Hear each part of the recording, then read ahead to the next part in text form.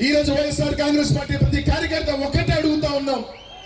ఈ రోజు జగన్మోహన్ రెడ్డి గారిని మీరు ఇబ్బంది పెట్టి జగన్మోహన్ రెడ్డి గారి వైఎస్ఆర్ కాంగ్రెస్ పార్టీ మాట్లాడే మాట మీరు చీల్చాలనుకునే ప్రతి ఓటు కూడా ఎవరికి రద్దు చేకూర్చాలనుకుంటా ఉన్నారు. చిరకాలమైన రాజశేఖర రెడ్డి గారికి శత్రువుగా ప్రత్యర్థి చంద్రబాబు నాయుడు గారికి కావాలని అడుగుతా ఉన్నా. ఇది వాస్తవం కాదని అడుగుతా ఉన్నా. ఈ రోజు వైఎస్ఆర్ కాంగ్రెస్ పార్టీలో ఒక దళితుడు ఓటు చీల్చాలన్నా, ఒక బీసీ ఓటు చీల్చాలన్నా, మైనార్టీ ఓటు చీల్చి ఎవరికి లబ్ధి చేకూర్చాలనుకునే ఆలోచన చేస్తా ఉన్నారు. కాంగ్రెస్ పార్టీకా లేకపోతే ఆ కాంగ్రెస్ పార్టీ ఎలుగుని నడిపిస్తున్న తెలుగుదేశం పార్టీ చంద్రబాబు నాయుడు గారిని ఒక్కసారి గుండెల మీద చేసుకొని మనం మాత్రం ఆలోచన చేయడం చరిత్ర కూడా క్షమించదు. ఒక పొరపాటు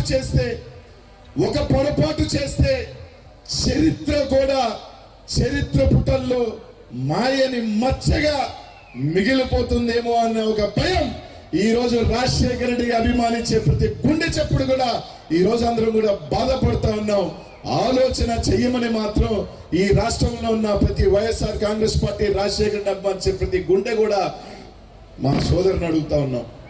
అమ్మా, ఈ రోజు నువ్వు మాట్లాడిన ప్రతి మాట, జగనన్న మీద గురించి నువ్వు మాట్లాడిన ప్రతి మాట, ఈ రోజు పైన ఉన్న రాజశేఖర రెడ్డి గారు నిజంగా ఈ రోజు మీరు చెప్తున్న కాంగ్రెస్ పార్టీ రాజశేఖర రెడ్డికి ఇది ఇచ్చింది అది ఇచ్చిందని చెప్తున్నాను. రాజశేఖర రెడ్డి గారిని ఛార్జ్ షీట్ లో పెట్టిన చనిపోయిన వ్యక్తిని రాజశేఖర రెడ్డి గారిని ఆ రోజు కేసులో ఛార్జ్ షీట్ లో పెట్టిన మర్చిపోయినావా అని అడుగుతా ఉన్నా.